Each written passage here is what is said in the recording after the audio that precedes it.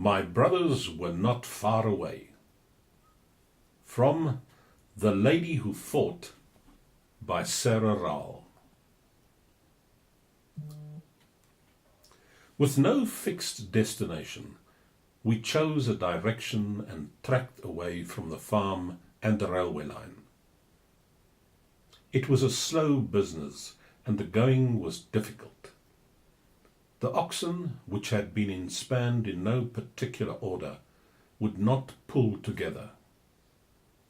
We moved in the direction of Tuamfontein. Across the plains behind the mountains came Sam with a flock of sheep. At Tuamfontein we waited for them to catch up with us, and I told Sam to track from there to Vlakfontein, where we would meet up again and make further plans. At Vlakfontein we rested and camped for about 3 weeks. It was far from my brothers, and it was not easy taking care of all the sheep. To my great joy, my brothers got leave to join Commandant Nieuwoud's commando. This meant that they were much closer to me and were able to afford me some protection, while I could assist them with clothing and other provisions. For greater safety and to be close to them, I tracked from Vlakfontein to Boomplaas, a farm about 8 miles away and about 6 miles from where my brothers were stationed. I stayed at Boomplaas for about 6 weeks, hoping the war would soon be over, for coping with the sheep had become very difficult. It was a large flock, and the wild dogs and jackals were a menace. Also, I felt neither at home nor at ease there. I had a particular dread of the big mountains with their deep, dark ravines full of baboons. This was the farm where a battle had taken place in 1848. The officers' graves there and the ghost stories that were told made the place even less attractive to me. Dear old Train and the others remained loyal to me and continued to sleep with me in the house. I also had my faithful dog and the revolver my brothers had given me, so I was at least reasonably protected. A strange thing happened one night while I was staying there. As usual, we locked up the house and went to sleep, but at about 11 o'clock we heard something. Nero, my dog, also heard it, and ran growling from one window to the next. I patted and coaxed him so that he wouldn't bark. Train was afraid and came to my bed wanting to know what was going on. Suddenly Nero barked loudly and jumped up against the door, and the next thing I knew, Train was sitting beside me in bed. She wouldn't listen, however much I tried to calm her down, and refused to leave my bed. She insisted that I fire a shot for some kind of reassurance, otherwise she wouldn't budge.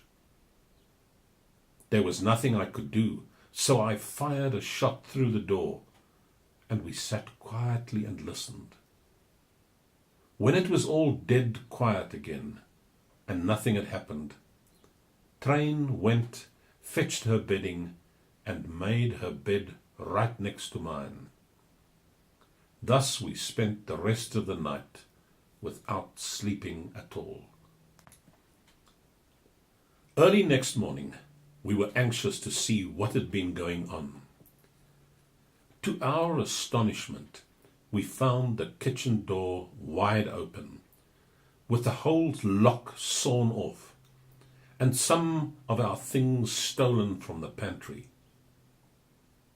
So it was a petty thief that had given us such a fright. It was now my 6th week at Boomplaas, and the experience of the previous night had made me even more afraid of the place. I saw a lot of my brothers. They passed by on their way to blow up the railway line, or when they went out scouting, and they would usually pay me a visit. The morning after the theft, I received a message that my brothers would be coming for supper the following evening. Next morning, I was up and about early to get everything ready for their arrival and to prepare a good meal for them. By afternoon, everything was more or less ready, and I went to sit and work in the front of the window in my room. I became so engrossed in my needlework that I didn't notice a group of horsemen arriving, and only when they reached the yard did I see that the place was crawling with khakis. I got such a fright that I simply jumped up to go outside, but before I could do so, the English troops came storming into the house and started searching all the rooms. After a while they stopped, but only after they had stolen what they wanted. That night I did not even have a slice of bread to eat. I began to worry less about what was going on at the house. My real concern was what would happen that evening when my brothers arrived as planned.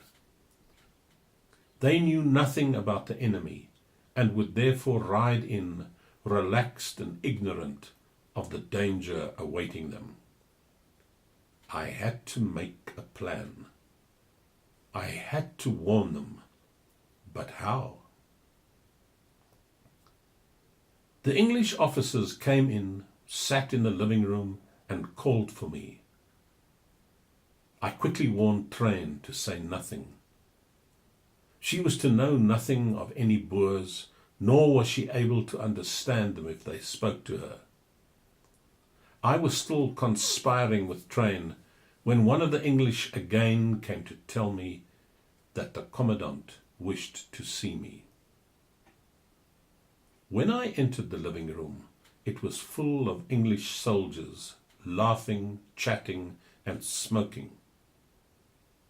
I had to do everything in my power to control myself.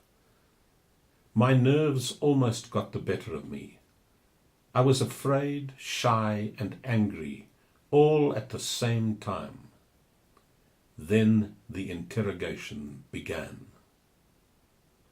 "What can you tell us about the Boers? Where are they? Do you see them often?" And so on. My interrogator spoke in a quiet and friendly manner, and it did not seem as if he was going to handle me too roughly. I said to him, "Look, it's tea time. Let me first make tea, then I'll come and sit down and tell you everything." My purpose, of course, was to play for time, so as to get my plans in order. When I left the room, one of them went and sat down at the piano and began to play Home, Sweet Home.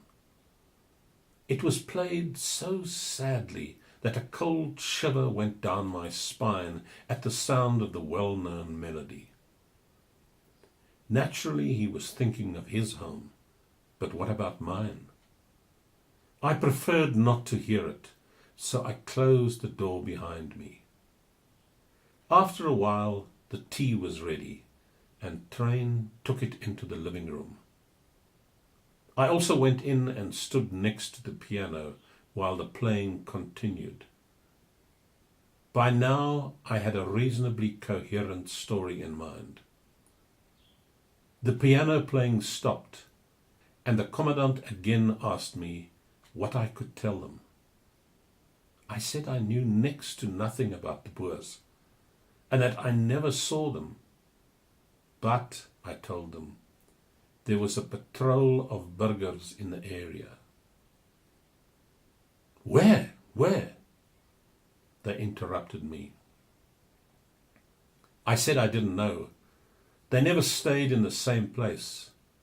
I told them that a younger brother of mine was with the burgher patrol and that he didn't want to carry on fighting. He knew they would never be able to defeat the enemy, and things were so scarce. I was to let him know when an English force arrived, as he wished to give himself up and be sent to one of the camps. But, he asked, and here he almost caught me out, how would you know where he is if they never stay in the same place? Oh, that's easy, I answered. I write to him often. The letter is placed under a special stone he knows about. He comes and fetches it there and also leaves one for me. I said I was anxious that he should go in under protection and would like to get my horse and saddle ready, to get a message to him. I could write to him now, and a young servant could deliver the letter. The commandant looked at the others, who seemed to me to be very skeptical and not at all keen on the idea. I approached him, took him by the arm, and in a pleading voice, a half cry I made sound as pathetic as possible, I begged him to please save my young brother. He looked to the others again, then said to me, "All right, write to him in English, then show it to me, and I'll see." I took some writing paper, went and stood next to him at the piano, and wrote. I was shaking like a leaf and could hardly write. So afraid was I that my plan would backfire. But when the officers started chatting again, my courage returned and I became less timid. I wrote the following note on the first page of the writing pad.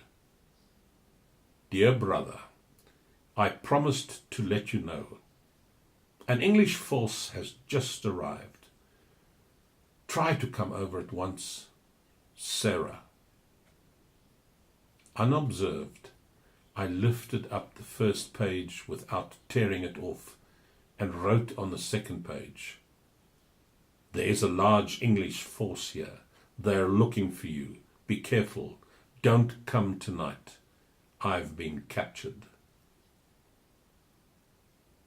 I held out the writing pad so he could read it. My heart was pounding like a hammer in my throat. What would happen to me if he lifted the first page and saw the second? At that moment, I could not speak. He finished reading and said, "All right then, you can send it." Ever so carefully, I tore out the 2 pages together, put them in an envelope, and sealed it in front of them. Only then could I begin to breathe normally again.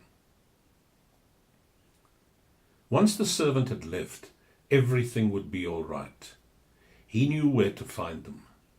Train had put him through his paces. He knew the story of the stone post office and would betray nothing if anyone interrogated him. The officers all went outside together to watch the servant leave with the letter and ordered the guards to let him pass. Little did they know that he was riding straight to the Boer patrol. Suddenly I felt free and able to relax again. I knew my letter would reach its destination quickly and unharmed. The servant knew the veld, and my brothers were not far away.